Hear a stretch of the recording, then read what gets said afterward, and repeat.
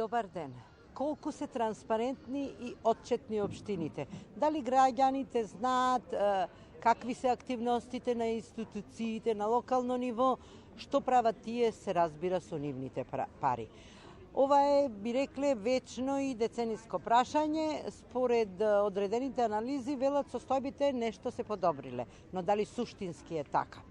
Разговараме на оваа тема со Александар Цветковски од невладината Актис, кои имаат и своји анализи. Александар, добар ден. И каква е моменталната ситуација со отчетноста и транспарентноста на општините со нивното работење? Како што рековме, малку е подобрена во однос на порано. Градоначалниците и нивните тимови веќе сваќаат дека ако се отчетни и транспарентни, ги полнат општинските сали, ќе имаат повисок рейтинг и тој ќе ми се одрази на изборите. Се разбира, секој тргнува од некој опортунистички причини. Сепак не е тоа така лесно. Значи, долгата не грижа за таа отчетност и транспарентност и доведе до своји ефекти. Граѓаните ги изгубија довербата воопшто во институциите на власта и веќе не им одат. Сега тука има уште многу други работи, како што е слабото информирање на граѓаните. Знаете, не е доволно само на вашата Facebook страница нешто да ставите. Треба граѓаните да ги повикате на буџетска расправа, но треба прво малку да ги едуцирате, да им кажете што е тоа буџет, што е тоа буџетска ставка. Граѓанинот и да сака да дојди, нема да дојди затоа што не знае.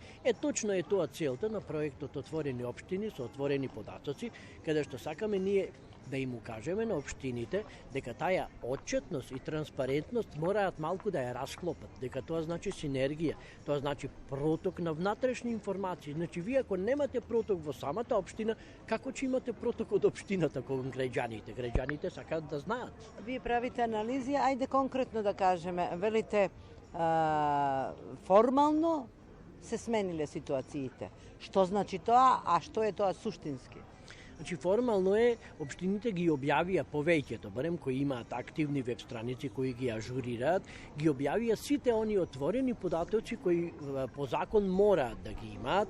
Квалитетот е различен, во руралните општини е послаб, во урбаните е подобар, некои рурални општини дури не им функционира веб страницата, некои пак други нападнати се страниците од вируси, значи има мношто проблеми, но главниот проблем е дека не можат луѓе да вработат на тие места кои се со доволно знаење, затоа што знаете платите скокна, а луѓето нема да работат за тие плати кои ги имаа порано и тие треба да мислат дека ако сакаат такви луѓе, тие треба да му направат услови добри за работа, сето тоа да го сместат во систематизацијата, а не да работи тимот околу градоначалникот. Што значи тимот околу градоначалникот, ако тоа не е регулирано со систематизацијата на работни места? Значи, откривме маса проблеми за кои активно преку прилози на РД Хабот, значи Хаб за регионализација и демократизација, ги објавуваме постојано и на тој начин притискаме колку што можеме во оваа ситуација, ги притискаме градоначалниците, а пак оваа година посебно тоа ќе го работиме затоа што идната година имаме парламентарни избори, тие сакаат себе сторили да го подобрат својот рейтинг. Само ќе продолжиме со разговорот. Направивме анкета со граѓаните што мислат, колку е отчетна, транспарентна општината и дали знаат точно што се работи, се информирани. Документите се ваѓат? Да, и така. Да, сега за 2 недели, например, даваш за лична карта за документ да се извеш. А во општинава? А во општината и така. Има и побрзо, и зависи спрема луѓето, како се расположи и така. Самите општинари, односно градоначалникот, да дават некој извештај, дали тромесечен или шестомесечен, сепак тие пари се наши, народа. Ние сме ги одбрале за да не водат. Па за да се подобри животот, прво треба младиве да ги запрат и да им најдат работа. Од нас веќе ние стари се, нашето помина. Ние сме деца. Меѓутоа, младите ни отидоа странство и нема, отвеќе чекаме економија. Економија и да има стопанство, потенцијалот е во младите. Разговараме со Александар Цветковски од невладината Актис на темата транспарентност и отчетност на општините. Вие конкретно го правите проектот на општините во Пелагонискиот регион. Што покажуваат податоците? Податоците покажуваат дека во тој индекс на отчетност и транспарентност дека руралните општини имаат поголем успех во совладувањето на задачите, но еве да речеме едно рурално Новаци има многу добри резултати во односи на некои градски општини во Македонија. Значи луѓето се потрудиле повеќе. Покажуваат дека луѓето малку ги користат овие сети, неколку што треба доволно. Еве и граѓаните се скептични. Да, граѓаните се скептични, значи толку време ги разочарува, граѓаните не се глупави, тие сепак знаат кога нешто нема. Тие Како да се врати таа доверба? Значи, таа доверба се враќа прво преку отворените податоци. Кога граѓанинот ќе отвори, тој не треба да види дека градоначалник е некој од пред 5 години. Застарен документ. Прво треба да ги ажурираат податоците. Понатаму треба да се тие точни, треба да се навремени. Тие треба за својата работа за се да информираат.